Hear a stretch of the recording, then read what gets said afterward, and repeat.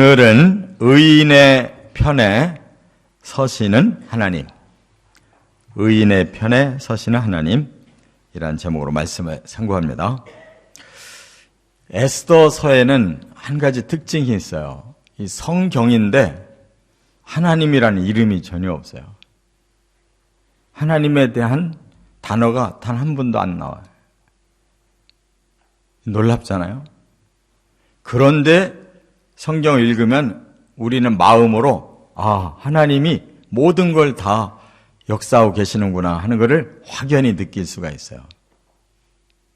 단어는 한마디 안 나와도 모두 하나님이 지금 이러한 역사를 섭리하시고 이끌어 가고 계시는구나 하는 것을 알 수가 있어요. 그게 바로 에스더서의 특징입니다.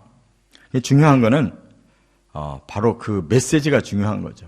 내용이 뭐냐가 중요한 거예요.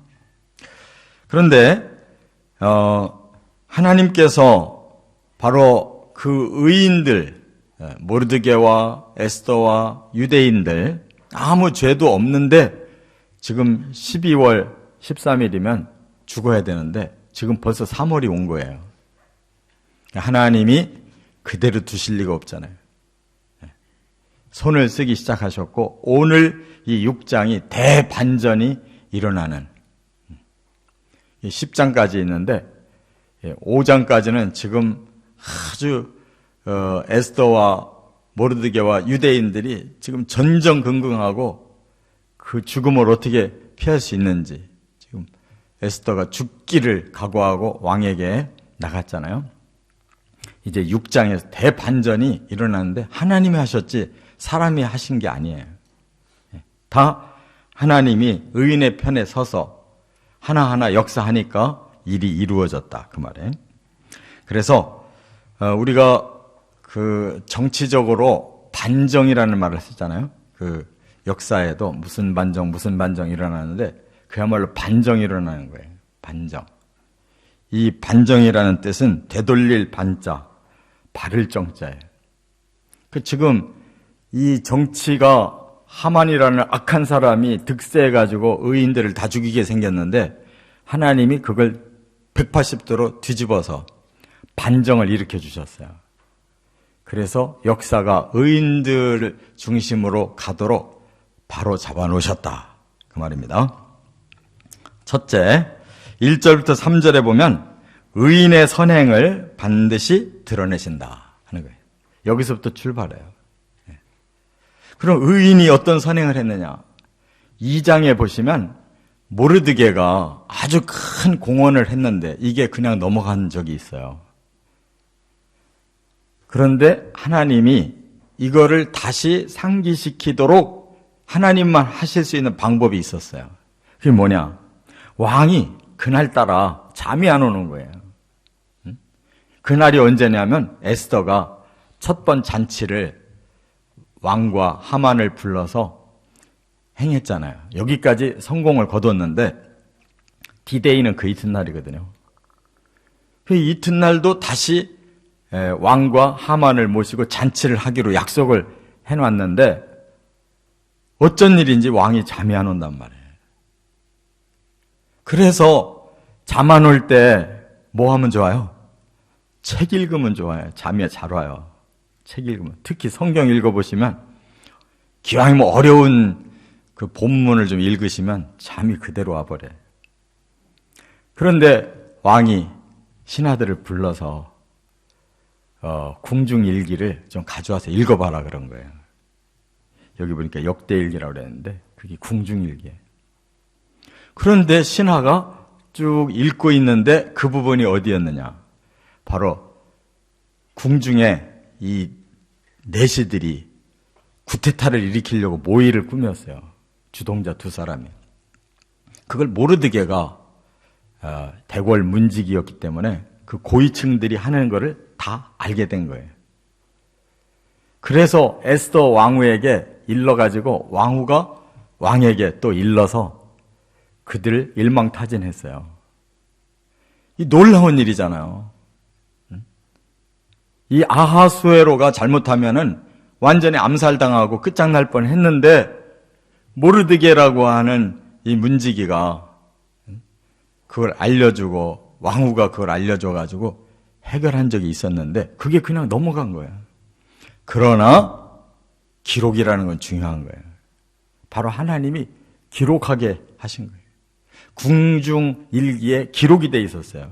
그걸 어쩌면 또 하나님만이 하실 수 있도록 이렇게 왕의 마음이 웬일인지 잠이 안 오고 궁중일기를 읽고 싶게 섭리하셨어요. 읽다가 그걸 알은 거예요.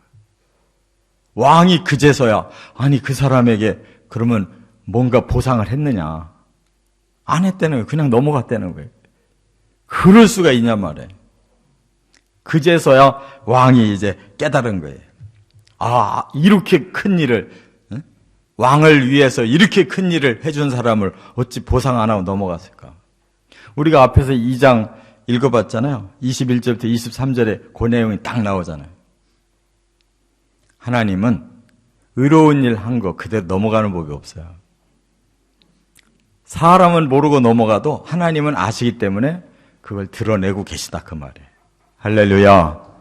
그러니까 우리가 하나님 앞에서만 의롭고 선하고 거룩하면 그것으로 만족한 거예요. 사람들은 모를 수가 있어요. 오히려 반대로 뒤집을 수도 있어요. 그러나 하나님만큼은 모든 걸 정확하게 하시고 그리고 의로운 자는 의에 대한 대가를, 선한 자는 선의 대가를, 거룩한 자는 거룩의 대가를 반드시 주셔야 해요. 이 땅에서 정 못 받으면 천국에서는 반드시 받아요. 우리가 천국까지 갈 사람이니까 이 땅에다가 기준 두지 마시고 이 땅에서는 반대로 요거도 먹고 반대로 박해당하고 반대로 생죽음을 당할 수도 있지만 우리는 이 땅에서 죽어도 천국까지 가는 사람들이니까 천국까지 가서 보자는 거예요. 의인의 편에 반드시 하나님 서시고 그 의인의 선행은 드러내신다는 거 꼭 믿으시기 바랍니다. 두 번째, 4절부터 11절까지 보시면 악인의 꾀로 의인이 영광받게 하신다.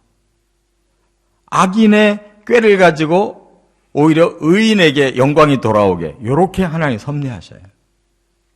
자, 이제 왕이 이대로 있을 수가 없으니까 이제 이 보상을 시행시키려고 지금 높은 관직에 누가 지금 없냐 그러니까 마침 하만이 그 시간에 딱 들어오고 있는 거예요. 하만 총리가. 왜? 하만 총리는 나름대로 신이 나서 들어오고 있어요. 어제 뭐라고 그랬어요? 잔치 참여하고 나서 내가 이렇게 큰 사람이다. 우리 집안이 이렇게 번성했다. 내가 원수를 이제 12월까지도 기다릴 필요가 없다. 내가 오늘 계획 세우고 내일 왕에게 말해가지고 모르드게라는 놈을 22.5m에 매달아가지고 본때를 보여주자. 자기들끼리 모의하고 신이 나서 아침에 일찍 출근한 거예요. 그런데 왕은 왕대로 지금 모르드게를 어떻게 보상할까를 계획하고 찾았는데 마침 하만이 와 있단 말이에요. 그래서 하만에게 그랬어요. 이 왕이 생각할 때 이 사람이 너무 존귀해. 그러면 이 사람한테 내가 어떻게 보상을 해주면 좋을까? 그러니까 이 하만이 왕에게 존귀한 자라고 한다면 나밖에 누가 있을까? 이렇게 생각하고 최고의 존귀한 대우를 받아야 되겠구나 생각해서 너무너무 교만한 짓을 저질렀어요. 왕복을 주고 왕관을 주고 왕의 말에다가 태우되 제일 높은 신하, 말하자면 총리를 시켜가지고 성을 돌아다니면서 왕이 존귀하게 여기는 자는 이렇게 된다라고 선전을 포고를 하도록 이렇게 하면 좋을 것 같습니다. 그럼 이제 자기가 그날 그렇게 될 걸로 생각한 거예요. 얼마나 우리가 양쪽을 보니까 얼마나 이게 참 놀라운 일이에요. 지금 모르드게는 죽음의 위기에 있고 하만은 그날 죽이려고 작정하고 왕에게 허락받으려고 들어가고 있는데 정반대의 반전이 일어나서 이미 모르드게는 왕의 마음에 존귀한 자가 돼 있고 하만은 지가 그 존귀를 얻을 줄 알고 이렇게 교만한 소리를 했다 그 말이에요. 이와 같이 사람이라고 하는 것은 한 치 앞도 내다볼 수가 없는 미련한 존재들이에요. 우리 자신이 내가 하나님 앞에 서 있는가가 중요해요. 내가 누구냐가 중요한 게 아니라 내가 하나님 앞에 어떤 존재냐. 하나님이 나를 존귀하게 여겨주셔야지 내가 나를 존귀하게 아무리 내가 훌륭하다고 얘기해봐도 그건 소용없잖아요. 판단은 하나님이 하시는 거예요. 그래서 왕이 그래? 그럼 그렇게 하자. 내가 모르드게라는 사람을 존귀하게 해주고 싶으니까 네가 내 왕복을 그에게 씌워라. 내 왕관을 그에게 씌워라. 내 말을 네가 끌고 그분을 태우고 성을 돌아다니면서 그렇게 소리를 외쳐라. 하나님이 왕이 존귀하게 여기는 자 이렇게 높여준다. 그래서 그날 하만이 모르드게를 모시고 그렇게 성중을 돌아다니면서 소리를 지른 거예요. 이런 반전이 어디 있어요? 이건 하나님만이 각본을 하실 수 있는 거예요. 하나님만이 이렇게 만드실 수가 있지 사람이 어떻게 이게 되냐고요. 왕이 알아요? 모르드게가 알아요? 에스더가 알아요? 하만이 알아요? 아무도 모르는데 하나님이 알아서 악인의 꾀가 오히려 의인에게 영광이 돌아가도록 이렇게 하셨다는 거예요.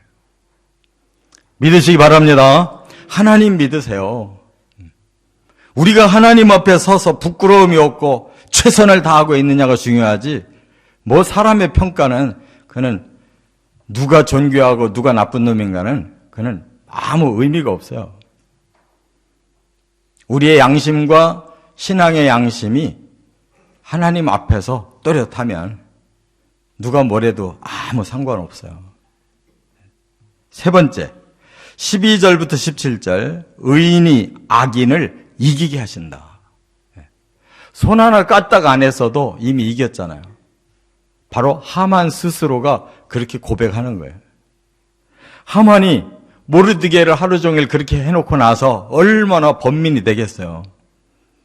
자기는 오늘 모르드게를 장대에다가 매달으려고 작정하고 왕에게 허락을 받으려고 왔는데 그리고서 에스더 왕후의 잔치에 멋있게 참여해가지고 그냥 영광을 마음껏 누리고 싶었는데 그날 이렇게 뒤집어진 거예요. 자기가 죽이려고 했던 모르드게를 모시고 그렇게 성중을 돌아다니고 하인처럼 말을 끌고 다니면서 소리를 쳤으니 얼마나 마음이 번민이 컸겠냐고. 그래서 그는 바로 집으로 돌아가요. 왜? 집에 가서 상의하려고.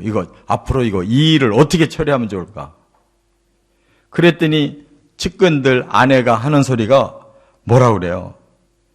우리가 굴욕을 당하기 시작했다. 우리는 모르드게를 이길 수가 없다. 우리는 반드시 엎드러질 거다. 자기들끼리 스스로 고백하는 거예요. 잘못 건드렸다는 거예요. 그러고 있는데 내시가 막 달려온 거예요. 지금 잔치가 좀 시작되려고 그러는데 왜 집에 와서 이러고 계십니까? 빨리 연회에 참석하시죠. 지금 그는 사형장으로 끌려가듯이 간 겁니다. 잔치가 아니라. 벌써 아무 사건이 구체적으로 안 일어났음에도 불구하고 자신들이 먼저 알고 있어요. 우리가 모르드게에게 당했다. 우리는 이미 졌다. 우리는 굴욕이 시작됐다. 우리는 반드시 그에 의해 엎드러질 거다. 요 말이 그대로 이루어져요. 7장, 8장, 9장, 10장에 가면 그대로 이루어져요. 왜? 자기들이 악을 행한 만큼 받는다는 것을 알고 있는 겁니다. 그러니까 악하면 반드시 언젠가는 드러나게 돼 있어요. 악이. 반드시 보응이 오는 겁니다. 의로우면 아무리 감춰져도 언젠가는 반드시 그 보상이 주어지는 거예요. 그러니까 트릭을 쓸 필요가 없어요. 하나님 앞에 진실한 게 제일 중요한 거예요. 우리의 동기가 뭔가가 중요해. 사심 없이 하나님 앞에 서서 일하면 그 누구도 뭐라 한들 상관없어요. 하나님이 이렇게 지켜주시는 거예요. 하나님이 이기게 하시는 거예요. 7장, 8장 갈수록 막 기가 막힌 사건들이 일어나는 거예요. 할렐루야. 이런 믿음으로 똑바르게 사시고 하나님께 칭찬받으시기를 주의 이름으로 축원합니다.